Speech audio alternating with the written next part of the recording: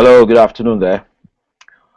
This is Shaladio welcoming you to today's hangout, Soul Ties Hangout, and we have a special session today where we're going to be discussing the issue of dating.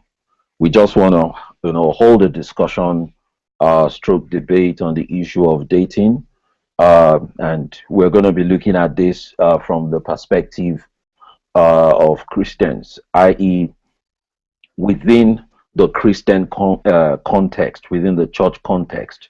What exactly is dating? What does it mean for us to date? Is there any precedence for it in the Bible? And even if there is no precedence for it in the Bible, is it a practice that is it a practice? Yeah, welcome, Pastor Mark. I can see you clearly. Can you hear me clearly? Yeah, bless you. I might have to just check out for a few minutes. I just need to finish up a video call. Oh, okay, no problem at all. Yeah. You're looking blessed. Yeah, thanks so much. I'll see you in a few minutes. Okay then. Yeah. All right. So we just want to hold that conversation today, just to find out exactly what we understand as dating, and as people join in on the broadcast, we want to hear from them what they think dating is all about, and just to hear their views on it, and also attempt to find out what does the scripture say about it, if anything at all. What is God's view concerning it, and how does it fit into God's description of our behavior as singles who are looking to get married. So those are some of the things that we're going to be discussing today. So I believe it's going to be a very interesting one. It's not going to be a monologue, just me talking to you. I'm also here to learn what I can from other people. So we're going to kick off with that discussion. Now, before we kick off on that discussion, I want to share one or two scriptures with us that will serve as our guideline. One or two scriptures that say particular things about the way we are supposed to relate with ourselves, either emotionally or sexually, before we get to the point of actual marriage. So I'll share about two scriptures with us that will serve as our guideline as we begin to discuss this issue. What is it all about, and also how does it fit into God's definition of how we are supposed to behave between the time we spot somebody that we want to start speaking to, and the time that we actually get married at the altar. So I'll share these two scriptures with you. Just hold on a second. Let me just switch over to my Bible screen. Let me get my Bible screen up.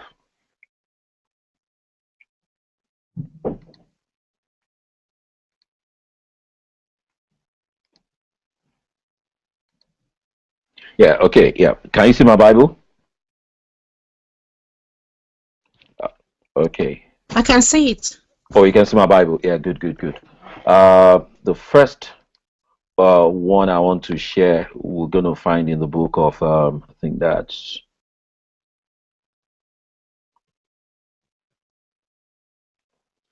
in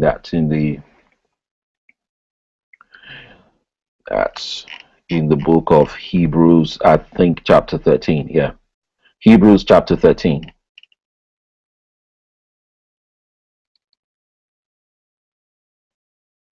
Let me just shut this down.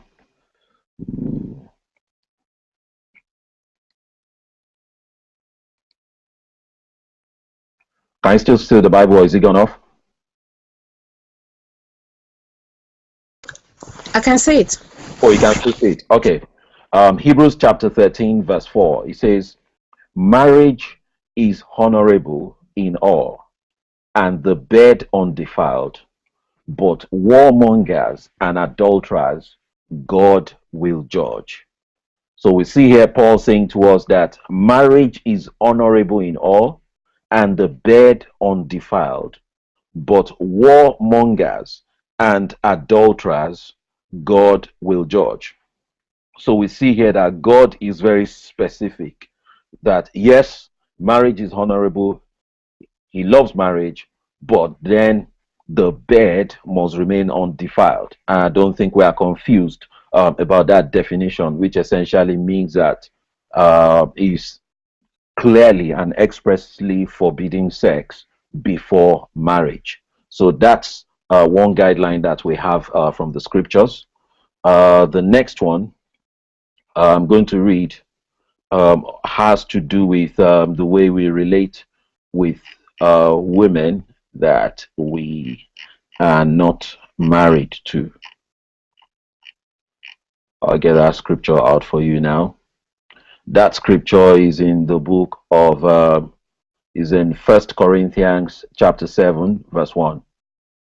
Let me just get it from the big screen. First Corinthians chapter 7 and verse 1. He says, "Now concerning the things whereof you wrote unto me, it is good for a man not to touch a woman." It is good for a man not to touch a woman. Now, if you go into the Greek there, the word touch there means it means to attach oneself to. So effectively, we're beginning to look at issues like soul tie. So we can read that scripture all over again and say it is good for a man not to attach himself to a woman. And then the other definitions here says to fasten oneself to touch, or to have carnal intercourse with a woman, or cohabitation. So it means that God is beginning to look into things like cohabitation with a woman that is not your wife. So he says it is not good, it is good for a man not to touch a woman. So that has a lot to do with attaching yourself to a woman, both emotionally and sexually. So I'll just go back to my screen now. I'll just go back to my screen now. So I've just read two scriptures. One of them says that marriage is honorable with bed undefiled. And the other one is saying that it is good for a man not to touch a woman.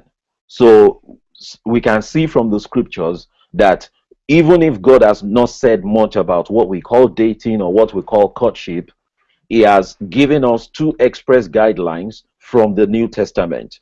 The first one is that marriage is honorable with the bed undefiled. So it means that he expects that your bed should be clean, and your bed being clean means that you are not supposed to get into bed with someone that you are not married to. And also, secondly, the second scripture we read there says that it is good for a man not to touch a woman. That's, it is good for a man not to set a woman on fire. It is good for a man not to be soul tied with a woman. And so those are the scriptures that we read about. I want to welcome a caller here. Tokwe, how are you? Hello, sir. Yeah, you can hear me clearly. I can hear you, yes, sir. Yeah, good. Nice to have you on the Hangout today. We are so blessed and so happy to have you on the Hangout. So, today we're just getting together, hanging out together to discuss the issue of dating. And we just want to examine that concept in the context of Christianity. We want to find out what exactly does dating mean, and is there a precedence for it in the Bible? And even if there's no precedence for it in the Bible, is there a Christian definition for it? And also, are there any guidelines as to what we should be doing while dating and what we should not be doing while dating? Is there any guidelines also for how long dating should go on? And also questions like how much commitment do we have when we are dating to each other? Like if I'm dating you, how much commitment have I got? How much commitment have I got towards you? And also, I want to throw out questions like, is it possible for me to date more than one person at a time? Is it possible for a lady to date more than one man at a time? Is it possible for a man to date more than one lady at a time? And how long can you reasonably date for? So those are questions that I want to throw up in the air, and for people to begin to contribute to. So I just want to throw it open. Uh, who is able to define to us exactly what dating is? Who is able to tell us? Uh, from my own point of view, it's just a moment where a male, two person are interested in a relationship get to know each other. Okay.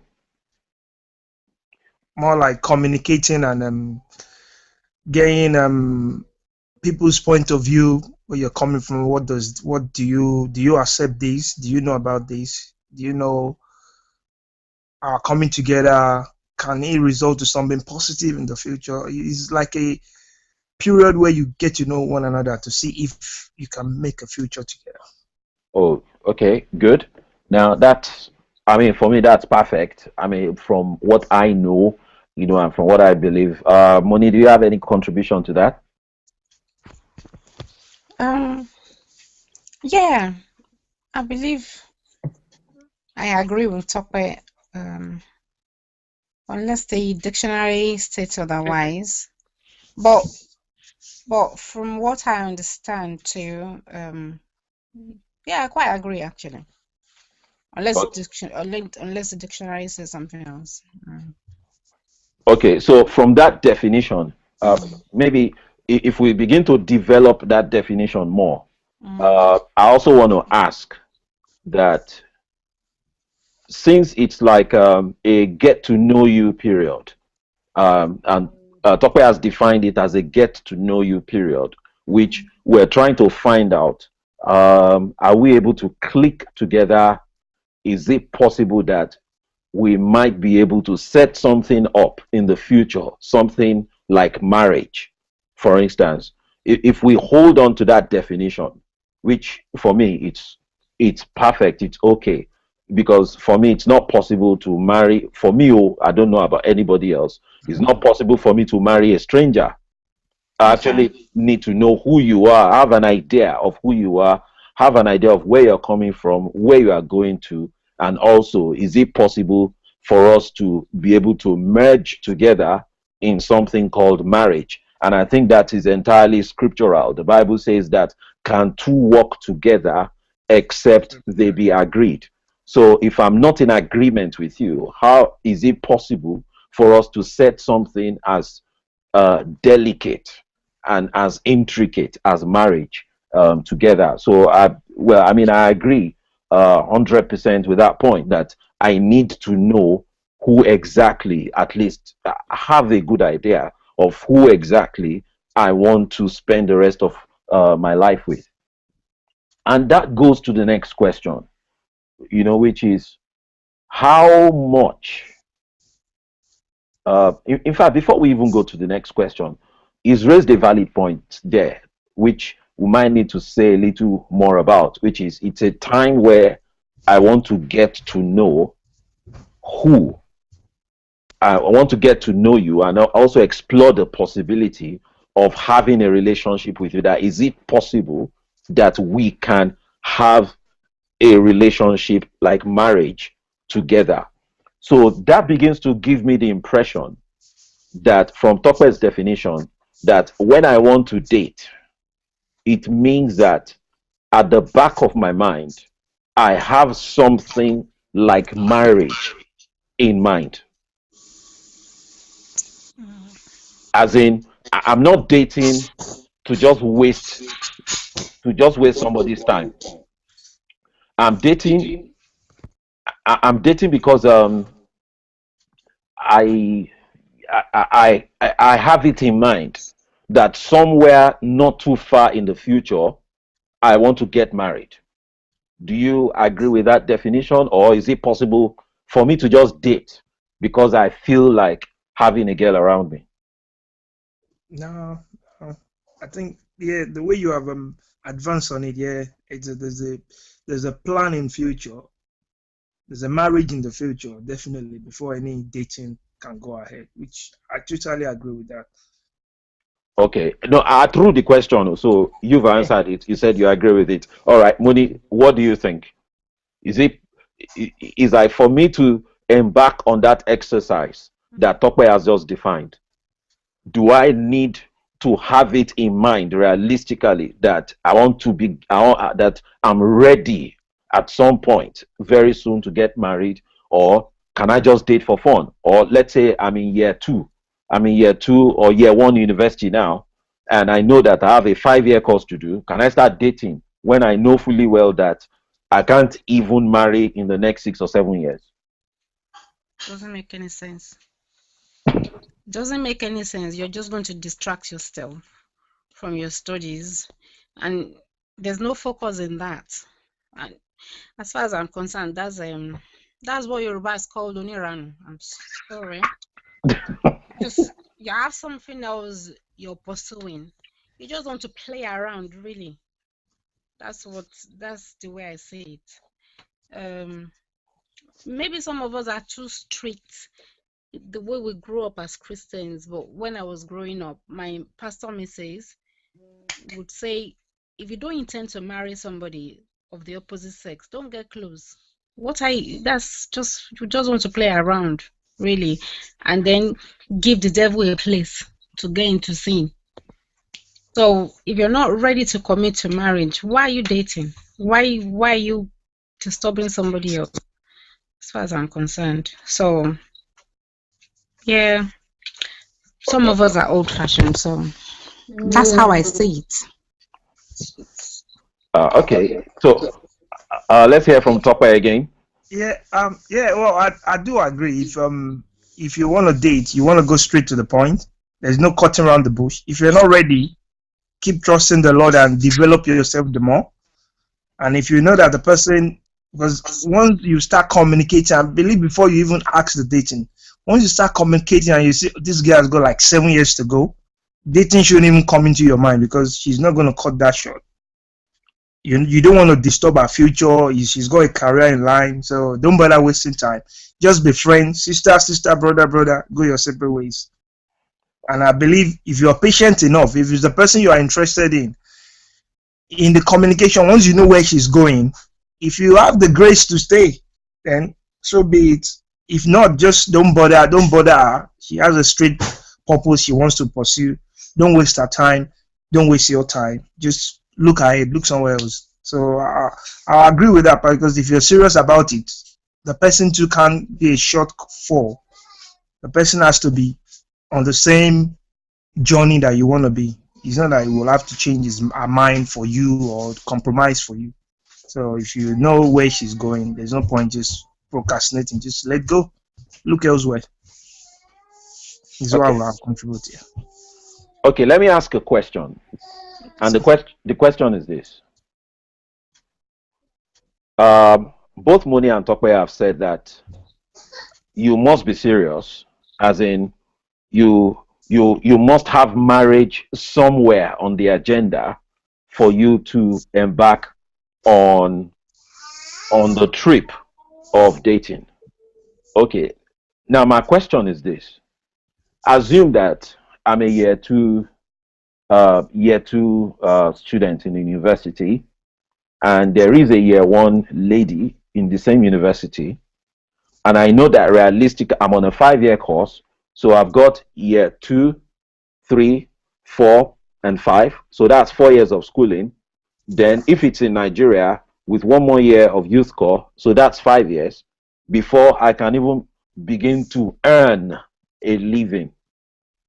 So realistically, 5 years before I can even start to earn a living. Now, is it possible? I'm asking, I'm not saying whether that's what I want to do or not. That is it possible? Come to think, I can't even do it. Money is what? Money is there. We are married, and I've gone past year 2 anyway. But I'm just asking. Say, for instance, I was a year 2 student. That is it possible that early for me to start dating a year one student and make my mind expressively clear that this is why I want to start dating you with the aim of getting married with you when we are done with school? Is it realistic? Is it possible? I As in, is it possible for us to hold that kind of discussion that early? Yeah, the dating can start. I won't rule out the fact that dating can start because I've witnessed my colleague back then that they dated, and I think they dated for like 7, 8 years, Okay. and then they ended up getting married. It was a long journey. There was a breakup along the line, but to start dating, yeah, it's possible they start dating, and the marriage thing had to be renewed over and over, so that along the line somebody might decide to, I don't think I want to continue this. It's a big risk. The way I would look at it is a big risk, and some people survive it, some people they don't survive it. Okay. That's what I would say. It's possible, definitely possible. Oh, it's possible. But Now, it's not everybody that gets away with it. oh, okay. As in, not everybody makes it to the finish To line. marriage, yeah. Not everybody makes it to the marriage. Not Okay. everybody. Okay. So it is possible, but let's look at the particular scenario that you quoted, which was you had a friend who was dating, and they dated for, is it 6, 7 years, or how many years again? 6, 7 years, because they started dating when they were doing ND, Okay. and they came back for HND. They were still dating, Okay. and when they went to serve, they were still dating. Okay. And it was after like 2 years after then, I've left Nigeria. And they told me, oh, they got married. I said, wow, what a journey, interesting. But Okay. So, but I don't know whether you knew the private details of, their dating journey, but would you say that very early in that dating journey, they had made it known to themselves that they were dating to get married ultimately? for the guy, he was just saying how she's gonna be my wife, my future wife. So for most people, they kind of tag them campus couple kind of stuff. Even in Oh, church, in house fellowship, they tag okay. them brother Moses, in particular, brother Moses' sister. I can't remember but brother Moses' sister. So they dating each other. So even the pastor said, "This sister gets close. This brother, no work. The door is shut for both people. Don't bother yourself. If you're eyeing this brother, he's got somebody who wants to marry. If you're eyeing this sister, don't bother yourself." To the extent that everybody kind of tagged them, there's a tag on them like that. That brother Moses and so sister, they like. So we just like accepted them that okay, and we're like thanking God for them. Okay. Saying, well, God will keep you guys. God will, your commitment to each other. God will help you because it's a journey that. So that's why, well, for that experience, that's what happened. The guy was always saying it. Okay. So effectively, what we're saying is that in this particular scenario, they already had a strong commitment, Yes, and also they were already what I call off the market. that's right. Yeah. So they were completely off the market. Yes, sir. Okay. So we've made some progress now. I want to welcome Brother Pastor Mark again to the Hangout. We're talking about dating today, and we're just trying to define what exactly is dating. Do we have a precedence for it in the Bible? Um, do we know of anyone in the Bible who dated? Then also, even if it doesn't have a Bible precedence and it's come to become an accepted church or Christian practice, do we have any rules for dating? Who made up the rules?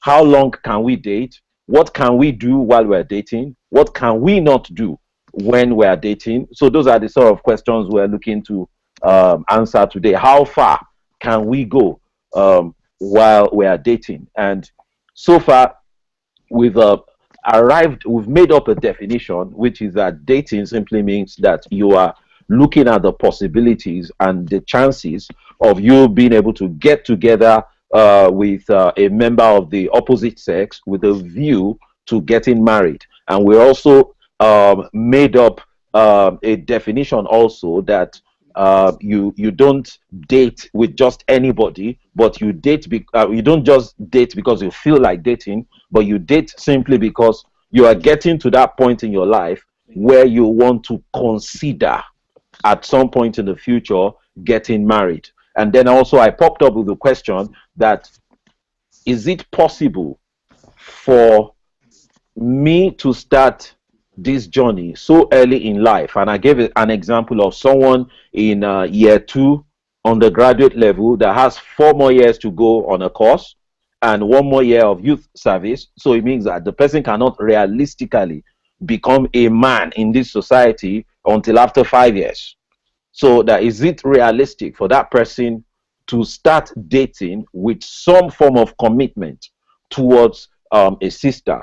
And then Brother Tokwe, who is also on the call, gave us an example of someone who began to date like that, a Christian known in the Church of God, and they had a commitment that they were going to get married to each other to the point that their pastor actually announced to people around them that don't even think of brother so and so or sister so and so because they are already off the market and they are going to get married. And thankfully to God, they made it to the finishing line. They're now married. So that's where we've got into at this point. So my next question really, I mean, that really worked out and we thank God for this. My next question really is that during that sort of process or that sort of exercise, is it possible for me to consider more than one person simultaneously?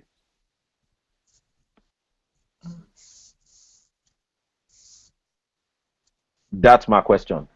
Who can answer it?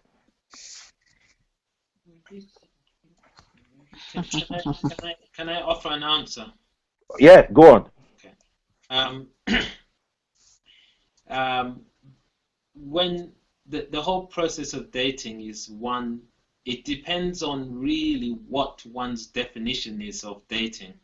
If it's a process by which you begin to consider who might make a perfect partner, one would expect that consideration to be done biblically and spiritually. Then you're not, unless God has spoken to you specifically about one person, then it's a process by which you are trying to identify who might be the right person.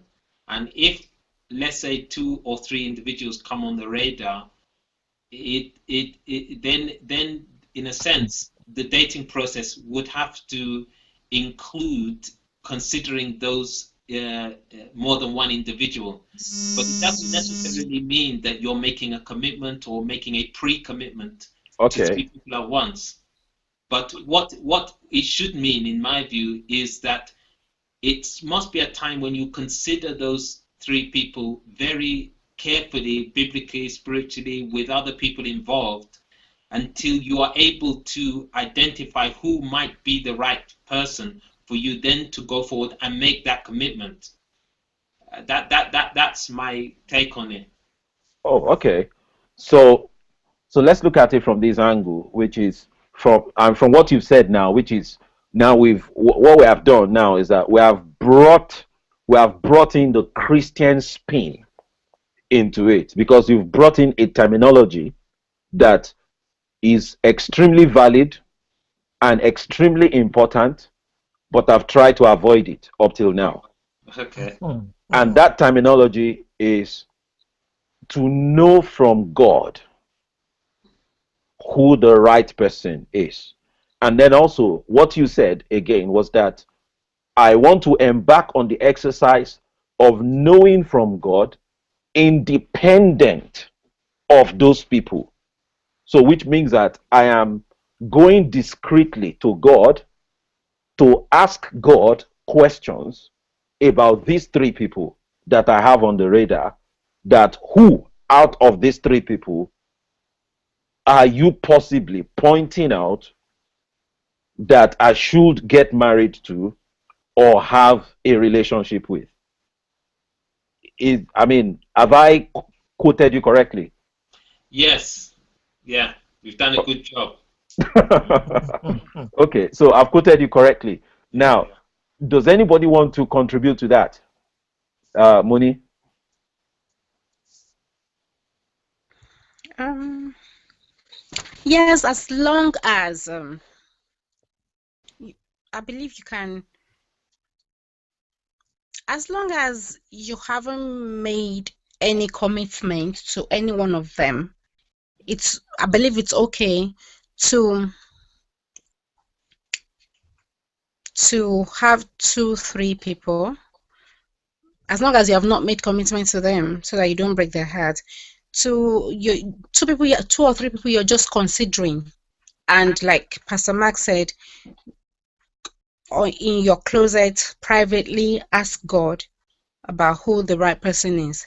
Yes, I believe so. I agree with that.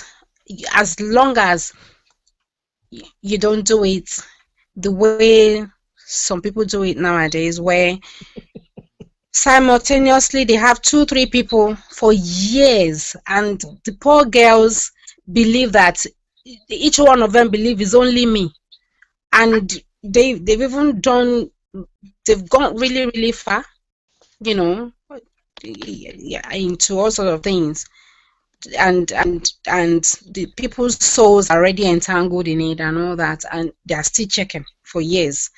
That's where I don't agree. But the way Pastor Mark, put it, if it's just you haven't made commitment, you've just you've gone out for a meal one or two times with each of them, and you're finding out on your own. Yeah, I believe that is okay. I agree with that. Yes, Oh, that's my take on it. okay. Talk about any contribution to that? Yeah, I'll just add to it that there might be three potentials that is coming to that person's way. Three potentials, and I will agree with what Pastor have said and what Sister Moni have said as well. That you don't want to rush it. You want to go back to God, and you want to actually be on God radar. So whenever I give you the sign, there are like three potentials. They've got all righteous women. They like prayerful. They love God, and it's part of what you're looking forward to. You have to really actually go back to your dream board and actually believe God that He's actually leading you to just one of them, because it has to just be one of them, and there will be a sign there you don't want to miss. That's why the person needs God. I agree with that.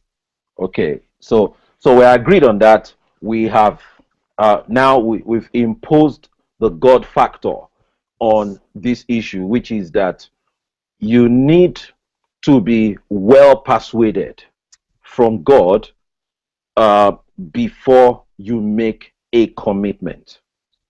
Now, Moni brought up an issue. She inserted something which we've not inserted since we started, which is that you can go out with them for a meal.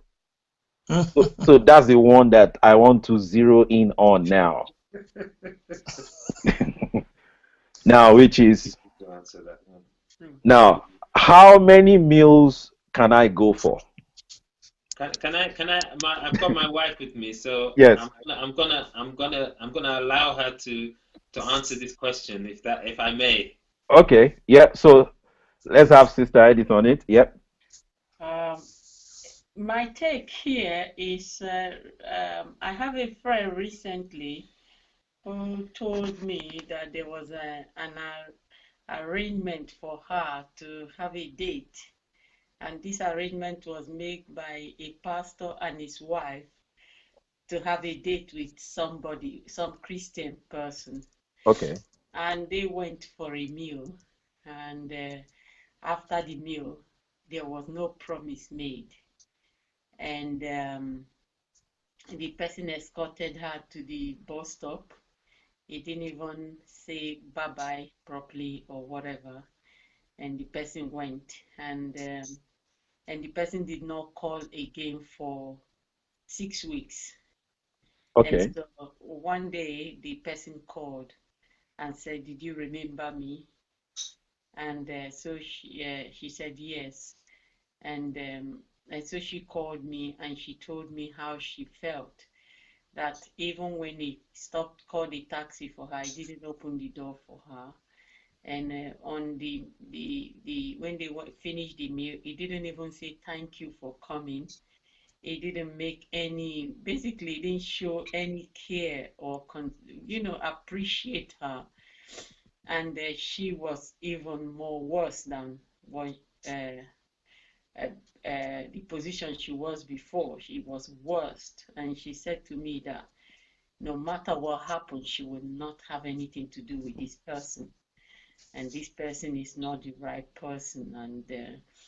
And she talked about how the person treated her. And looking at that situation, I think what I feel was the person is trying not to make commitment. Maybe the person is not sure and he Okay. doesn't want to break her heart. And so he just want to just basically make sure that he have the meal with her and just put himself away. And maybe he's gone back home thinking about it and he's not still very sure. And he didn't even call her for 6 weeks. And when he called her, he just greeted her like somebody he just knew. And that is really, really very offensive to her. And she was telling me this story. I think that was just recent. And in that aspect, actually, as a Christian, I don't know whether I'm a old school or old belief, you know what I mean. Dating, I still believe that the principle of inquiring from God before dating is still the best way, because God brought Adam and Eve. He brought Eve to Adam and introduced to Adam, you know, and God is still able to tell you, even if you feel you cannot hear, if you go to a pastor or somebody you trust and say, please pray for me. I really have mind for these three people. I don't know who he is, and I don't want to break anybody's heart. I don't want to engage anybody in dinner or anything. Please, can you pray for me? I just want to be sure about it. Like a brother, this brother, the brother, the electrician, the one that studied electrical, Kemi and Ola. Yeah. So when he was believing God, he got to a stage, he was believing God for a wife and he had some people in mind. And there is this particular one that he was very specific that it must be her. But he wasn't sure on what to say to her. He doesn't know how to. So he went to her and he said, are you the one or can we look for another? You know, he went to her and said, are you the one or we should look for another? And then she started to pray. And according to them, when they gave the testimony, and she prayed and came to him and said, I'm positive and I'm sure I'm the one. And they are married today with 4 children. Their marriage is beautiful. So I still believe that, I don't know, like I said, I may be old school, but by the time you're taking one lady to a dinner, and tomorrow you take another one to a dinner, and the next day you take another one to a dinner, eventually your flesh will start to speak. Yeah. Your flesh will start to speak. You may begin to make judgment on look, on the way they talk to you, the manner which they talk to you.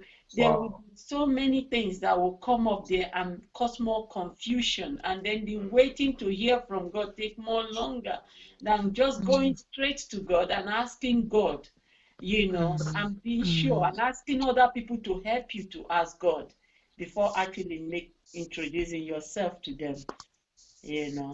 Okay. That's my Uh, opinion. that's yeah. That I was really blessed by that contribution, which is that um, you're still saying essentially that it's good for you to stay where you are, and even though you are in casual contact with a number of people, you should still get some conviction from God, some direction from God as to who the person could be before you start moving towards the person.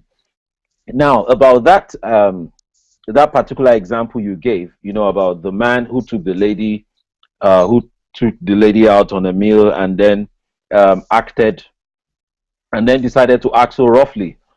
Um, I mean, if for it, I want to think that the man must have felt that that date was imposed on him in some way, shape, or form.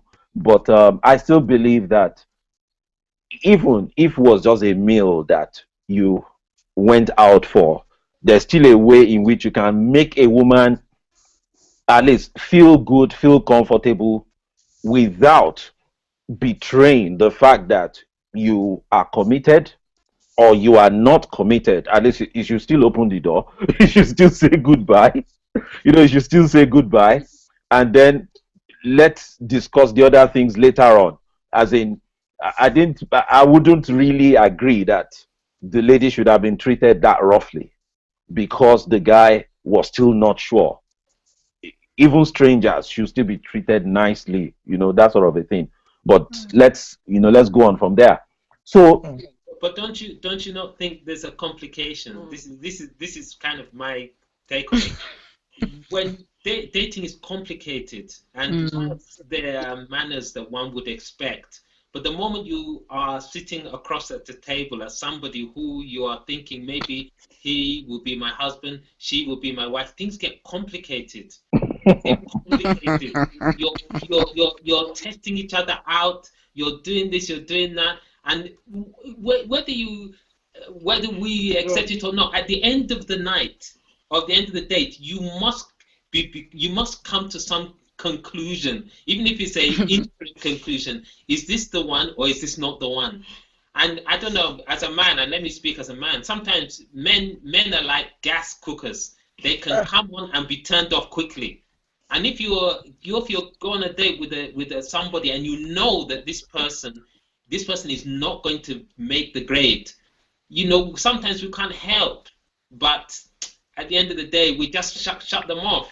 I remember I was listening to your gist, Pastor Shola. I was listening to your gist about what was it about now? About don't fingerprint my soul. No. About this Twitter. There's this tweet that was going around about men. Oh, real men. Real men, that's the one. That one. And I kind of laughed out loud when you were telling me the story about the tumbler. Okay. Yeah. and you immediately came to a conclusion once she made that comment, when you made that joke, and she said something about the tumbler. And sometimes we men can make that conclusion, and then that's it. We shut down. Yeah. I'm trying not to go on too long. There's a complication about dating that means that the things that we will normally be expected to do, we can't do them, even if it's to say goodbye or to. Do you agree? Well, on that particular occasion, let me tell you what happened. Just in case you don't know the gist about the tumbler. What we used to have then is what I call group dating. Group dating, that's just my own definition. What happened was that, let's say someone was having a birthday party. So all of us will go there, both boys and girls. Okay. So now within that party, we'll be mingling. Somebody will be talking to some other person. So it wasn't really secret. I could see who you were talking to. So on this particular occasion, I was talking to this lady, and I just cracked that joke. I just cracked the joke. And you see, the reason I cracked the joke was I actually wanted to just see her temperament. So I cracked the joke, and then she just said that she really felt like smashing this glass of Coke on my head. I just pretended as though nothing happened. And in fact, let me also tell you that I was the one who actually took her back home in the car. So So on that journey, I didn't even betray any reaction to that statement. So I was still my jovial, joking self. We got her back home. All right, bye. God bless you. And as soon as he just left, I just said, nah, nah, that's not the person. God, it's not gonna happen. That's not the person. And the funny thing, well, it was just me as a person that, oh, let me even see how she will react under pressure. Mm. And when I even met Moni, she's also here. She can attest to it. One day, and we were eating at home. It was actually in my, in my family house. So she came visiting, and we just had a meal. And what did she decide to do?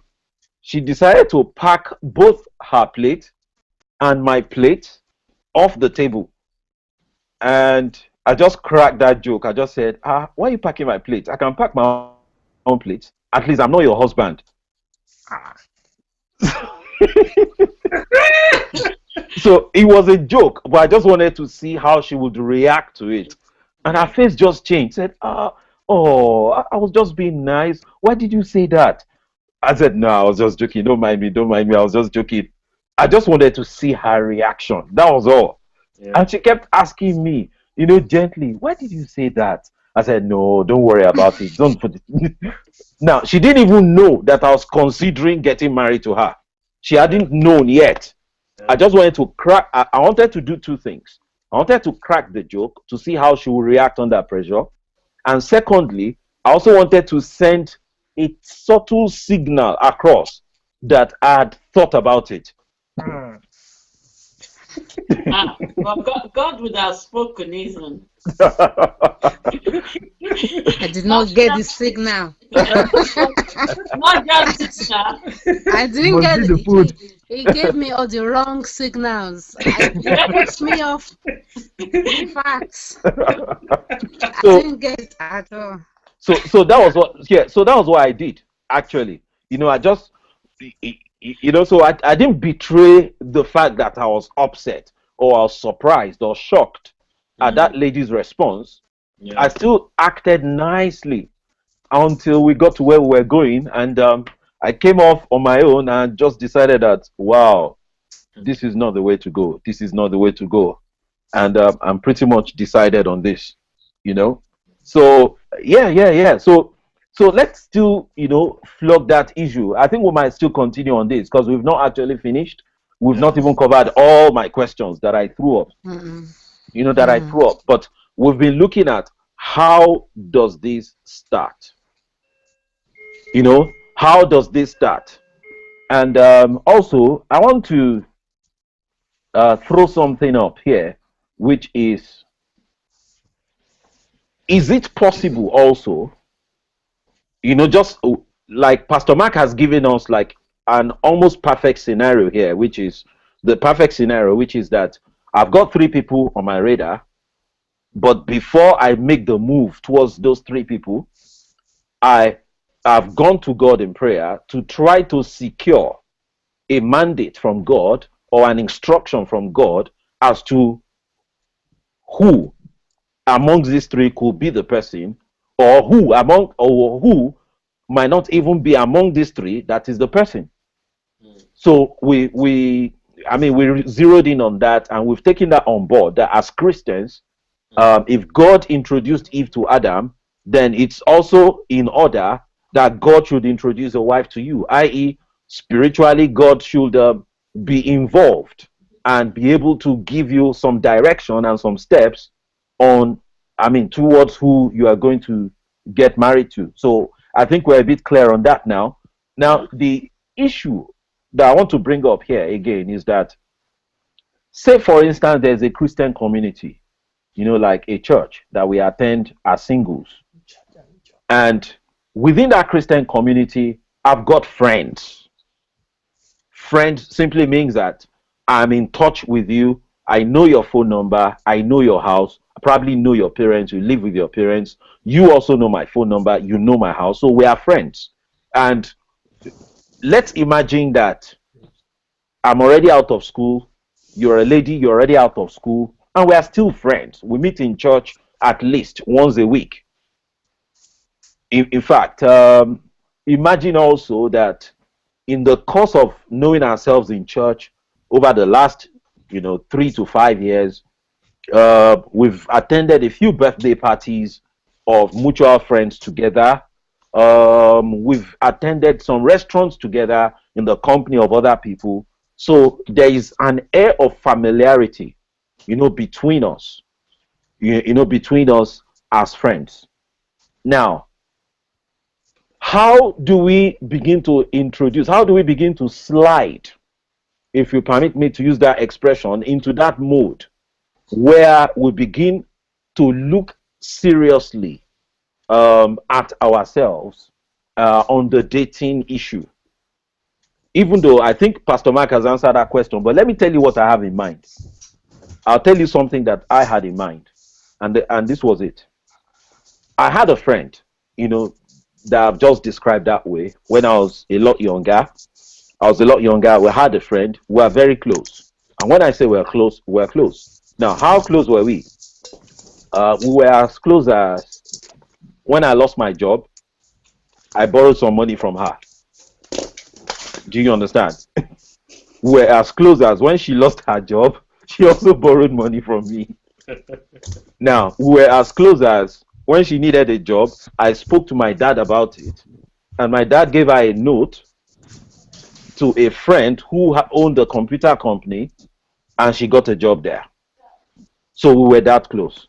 Now, we were as close as she told me, about people that she was considering, for marriage at some point. So we're that close. But now something happened, and this was it. I'll just use this as our final scenario that we'll consider before we go off the call.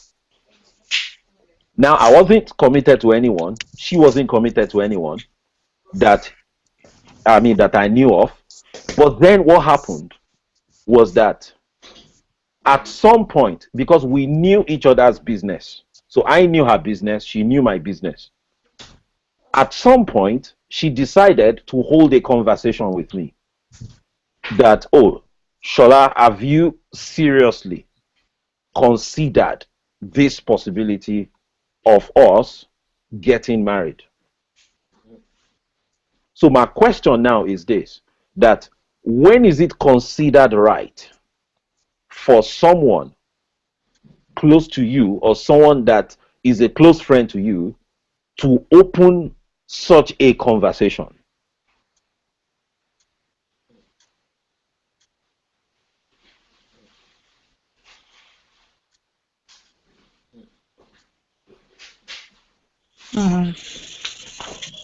Based on the fact that we're really that close. So there isn't too much about ourselves that we needed to know, we needed to find out. She wasn't a stranger to me, I wasn't a stranger to her.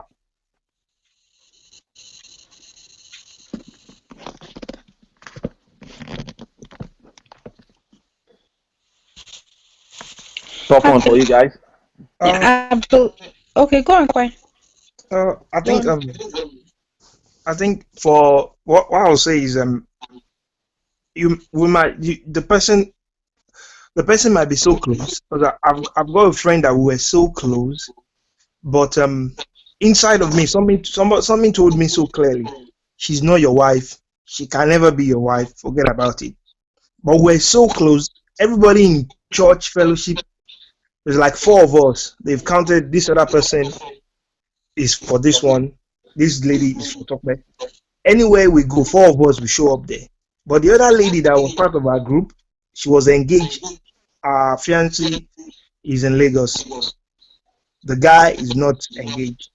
But we're so close to the extent that I think about her every day. But something within me just told me, she's not your wife. She's not, just forget about it. So in my mind, I've zeroed it out.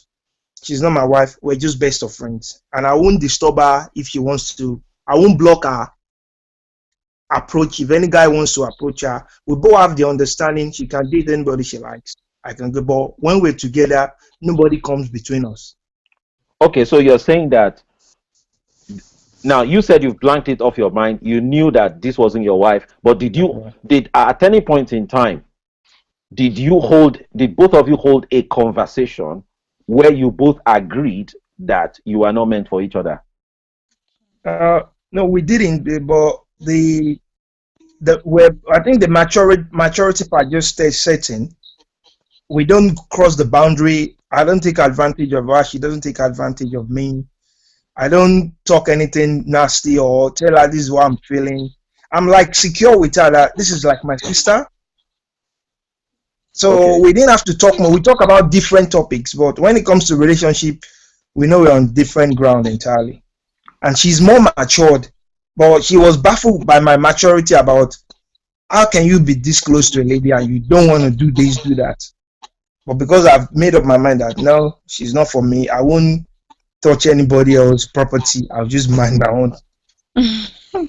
So maybe she sensed that in the long run that this boy must be like, but we never talked about it, but our behavior, our response shows that if I was just like every other guy, I would have taken certain advantage. But I was just as cold as I do my stuff openly without any bias, anything. Privacy kept, respected every part.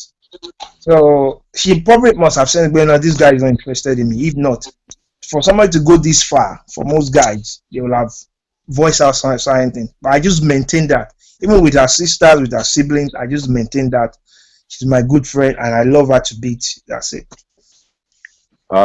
Any take from any contribution to that from Moni and Pastor Mark? Yeah, I mean, the way Tope put it, as long as they both had another understanding, it wasn't spoken, but I believe they both knew, the lady too knew that, okay, that's the boundary. There was no intention to that effect, towards marriage and all that. But also, in addition, I'll also say that for the sake of people who are not so matured, it's also good to define relationships that, okay, we're just friends, we're just very good friends, we're like brother and sister. And like the question that Pastor Sheila raised, that about when is the right time to say it, I don't believe you should say that unless God has spoken to you. Personally, Okay. I believe every Christian that wants to get married, because marriage is not something you just dabble into and just jump into. It's a lifelong commitment. Once you're in it, you should be in it. God hates my divorce. So once you're in it, that's it. So I believe, like Auntie Edith said, from the beginning, or was it Pastor Mark that said it? From the beginning, the way God said, brought Eve to Adam, that this is your wife, it should still be the same today. And it shouldn't change. So everyone that is a Christian, before they decide that this is my husband, this is my wife, they should have asked God, and God should have told them. And as many as are led by the Spirit, excuse me, the Bible says that they are the sons of God, and Jesus is our shepherd, and we hear his voice, and I believe we're all able to hear his voice one way or the other. So we shouldn't make that commitment to anybody until you've heard from God. Okay. That's what I believe. Any contribution from Pastor Mark before we begin to round up? Yeah, again, I think without, I know I might be also be accused of being old school here, but the reality is that, even with relationships, you can't know. You could be as close. When I was in a similar situation, in fact, I was so close to this sister that when I met my wife, my mom called me and warned me, said, "Be careful. Now you have two wives." Wow. Yeah. So Nice.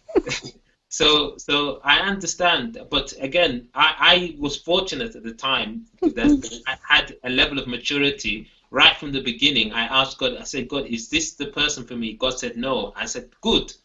And so we were so close, but I knew that she was never going to be my wife, and she knew I was never going to be her husband. In fact, most of my time I was spent in trying to convince her that somebody else was her husband, and trying to enable her to accept the fact that this person. But we were so close. We were so close.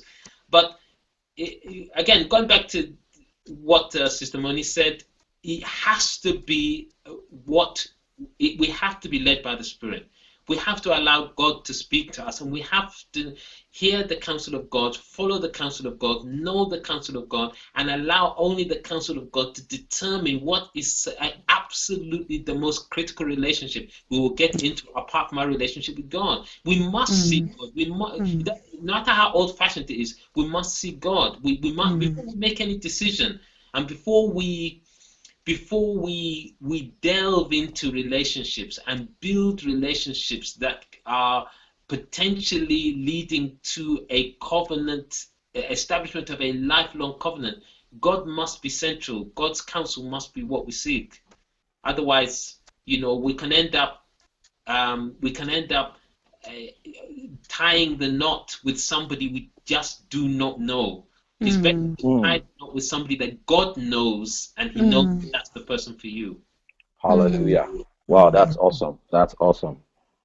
That's awesome. So in trying to round up now, I'll just fully explain my scenario and set up a question that we're going to chew over the coming fortnight, so that when we get together again, we'll continue from there. Now, this is exactly what happened.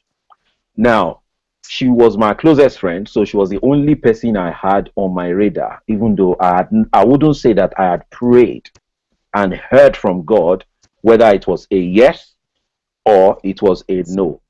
Now, Brother Topper raised something, which was that he knew to a great deal of extent that it was a yes for a particular person, his wife, and a no for another particular person, right, who was not going to be his wife. Now, at that point, I did not have an answer yet, even though it was, I wouldn't say it was under strong consideration, because I want to believe she was slightly older than me, but we just got along so well, so well. In fact, I tried to start a relationship at some point. She knew about it, and it was like she was that involved. But the point was this: at the time she approached me, I was surprised. So it was like I was caught off guard. I didn't know we were going to have that conversation. And during that conversation, she raised an issue, which was, where are we going to live after we get married, or if we eventually get married. And the discussion broke down at that point. She wanted to live somewhere, I wanted to live somewhere else. So we were not in agreement as to where we could live. In fact, to even salvage the discussion, she even offered that, why don't we get married, and then for the first few years of the marriage, she lives where she wants to live, and I live in the other part of the world. And I said to her that it's not just possible, that the discussion has to, sort of like break down, has to stall here, for the fact that that this is where I think God is leading me to live over the next 5 years. And living anywhere else apart from there is like disobeying God for my life. So it means that whoever I want to marry must be prepared also to live in that same place for that length of time before we consider relocation in any way, shape, or form. So at that point, the discussion broke down. And because it broke down, we didn't say anything about it. We're still very good friends. And guess what? Within 2 weeks, she turned up and she said, oh, guess what, Shola? I have found somebody in that other location where I want to live in who is going to get married to me. So that began to tell me that I only had this discussion with her because she was giving me what in business, what we call the right of first refusal. Which is that is the number one person, but let me be sure that, let me ask him first whether it's a yes or a no before I switch to the other person who is actually knocking at the door. Coco, coco, coco, coco, coco. I'm sure you understand that in business. Yeah. I understand. The right of first refusal. That let me ask him first and let him say no before I throw the offer wide open. So it was then I realized that this was the right of first refusal.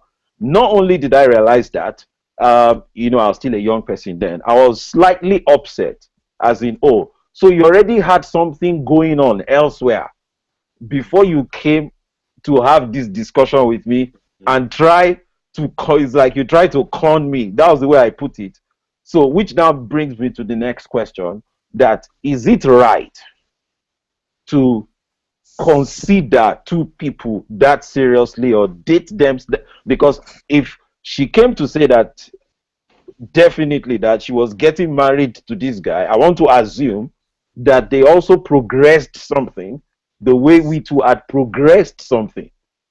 So the question is it right to maintain such multiple communications that way, so that by the time this one breaks down, I can fly to this other one? As in, is it right for me to keep options open, like they say in the world?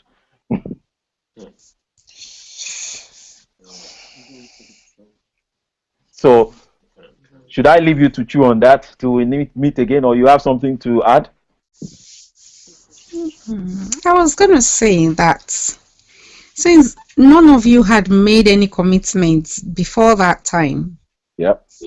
I mean, I won't really fault her too much because I mean, well, she was only asking around and she finally got a yes from somewhere else. You shouldn't have been upset, really. It's not like you had prayed and God had said this is your wife. And maybe she wasn't praying, she was only just asking around. Anybody who was up for it, you know. That's the way I see it, really.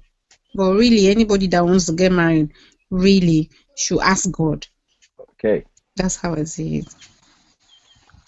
I think what I feel, I have met so many sisters who have told me, how can you hear from God? And how can you hear from God? I don't know. Like my daughter, my senior daughter, I think when she was about 23, when she was in university, when I said to her, God spoke to me 2 days ago, she said, how did God speak to you? Did you hear him? Did he come to speak to you? So I got her to buy some books, which basically I told her to read books on how to hear from God. I told her to read scriptures on how God speak to people. She should read on how God communicated to Moses, how he spoke to his disciples, how Jesus communicated to his disciples. So sometimes some Christians, they are genuine. And like the story you just gave about that sister, it could be that she doesn't know how to ask God. She doesn't have the faith to believe God. She doesn't know how to, and if you don't communicate with God enough, you would not know his voice when he speak. Somewhere with Eli, he has to go to Eli and say, yes, Eli, you're calling me. And Eli said, no, I'm not calling you, go back. 3 times. And then Eli said to him, okay, when you hear this voice this time, can you say, Lord, here I am? So like what my sister Moni said, she didn't hear from God. She have a close relationship with you, and she may still have the same close relationship with somebody, like the way she have with you. And she knowing that you're a good person, you're a gentle person, she would have imagined all kind of thing. No, it could be this one, and it could be this one, and it could be that. So she decided to say, okay, let me test him. Let me find out if he's the one by basically through sign. I will tell him this is a place I want to live, and if he agree with it, I will know he's the one. But if this one that is coming on the other way agree with it, I will know this is the one. So by asking you, you say, no, that's not where God is leading me to live. And there is another brother, maybe would have had a good gist with that brother like he did have to you. Where are we going to live? Do you think we're going to live here? And he has had that discussion with that brother, and that brother said, oh, it's wonderful, we will live here, we will do this, we will do that. And another brother said that, like when I was a young Christian, there was a brother who came to me And he said to me, when I get married to you, what I really want to do, I will set you up in business. I'm that type who believe that my wife will be at home. I'll set a shop up for you. You will basically take care of the home. And that's not what I want. That's not what I want. I told him, I said, I don't want to live that way. That's not what I really want to do, you know. But in that case, I didn't have anybody coming to me, but he came and told me what is in his mind. And I just said, no, you're not the person, because that's not the way I want my husband to treat me, you know. So I think sometimes with some Christians, sometimes they try to basically hear God through signs and basically searching. They are searching, they're trying to hear God. Is he God here? Let me test this, let me test that. And what we need to do as a Christian, the Bible says, my sheep hear my voice and they understand my voice and they follow me, and the voice of a stranger they will not understand, and they will not follow a stranger. So as a Christian, when we get to a place we want to get married, we must be in a place where we believe that God can speak to us and we will understand. If we don't know how to hear from God, we need to basically read the Bible, you know, have faith that God will speak to us, God will direct us, and we will hear clearly who God has for us, instead of doing testing, test here, test there, you know. Wow, awesome contribution. Awesome contribution from Sister Edith. That was really awesome. So yeah, I just want to really thank you guys for the great contributions that you've given today. I really enjoyed myself. I mean, just for the fact that I didn't do any preaching or sharing today, and I was just the one being thoroughly blessed. Being thoroughly blessed. So, I mean, I'm really excited about that. I want to welcome Tomiwa to the call, though we have just less than a minute or two to go. How are you? I'm fine, How thank you. Hey, how are you, Tomiwa? Yeah, we're just talking about dating, and it's a conversation that I'll we've go and not. listen to it. Yes, it's a conversation that we've not been able to finish. We only just scratched the surface. So we're going to continue in the next hangout. And I'm really, really grateful for the massive and impactful contributions I've had from Brother Mark, Sister Eddie, from Muni, and from Tokbe, as well as we begin to bring this hangout to a close. I would say that I've really been blessed. We've just opened that thing up about dating. And also, if you are here on the hangout and you've not heard my random gist collection on SoundCloud, please make sure you do so. You can get to know where it is if you go on our website, www.breakingsoulties.com, www.breakingsoulties.com. That's BREAKINGSOULTIES.com. So you can listen to the random gist. The particular one I'll be recommending for you to listen to before we come on the next hangout. There is one called Zone That Time Waster. There's another one called Real Men Are Out of Stock, and the third one is Don't Fingerprint My Soul. Those three, I believe we should listen to them, because I've thrown up a few controversial points there, which I would want us to discuss on our next hangout, especially in the area of how long should people date, and also when is it necessary for us to hold that conversation.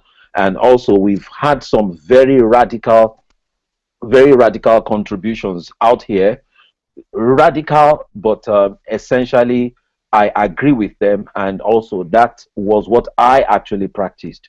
And that radical contribution is this, and it's only for us Christians in church, in the body of Christ, which was that there shouldn't be any definitive move or commitment towards anyone until you have a conviction from God that this is the person. Now that was contributed by Pastor Mark, and that was where we developed from, which was that if there are 10 different ways you can turn, then we need to rely on God exactly on which one we should be turning to. And the scripture and precedence that Pastor Mark gave and his wife was that God was the one who introduced Eve to Adam. So if God introduced Eve to Adam, he knows Eve before he brought Eve to Adam. So God knows who you should be pairing up with before he brings the person to you. He is actually the best matchmaker.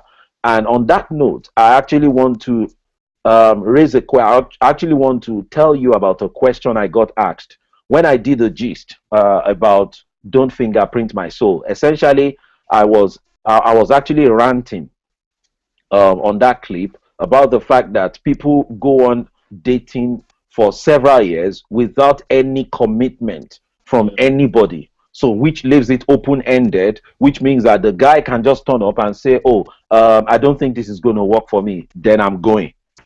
So, I'm like, excuse me, if you date me for 6 years and you just go like that and it is okay, so it means two other people can come for 6 years each as well to date me. So that makes a total of 18 years of my life wasted going around with three men who will eventually not marry me. That something is wrong with that process.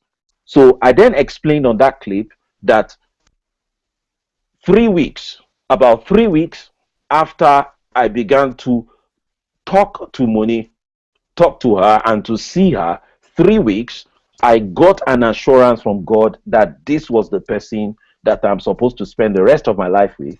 And I went straight to her, told her straight that I believe that you are the one that God is speaking to me, that I'm going to spend the rest of my life with. And she also gave the same confirmation.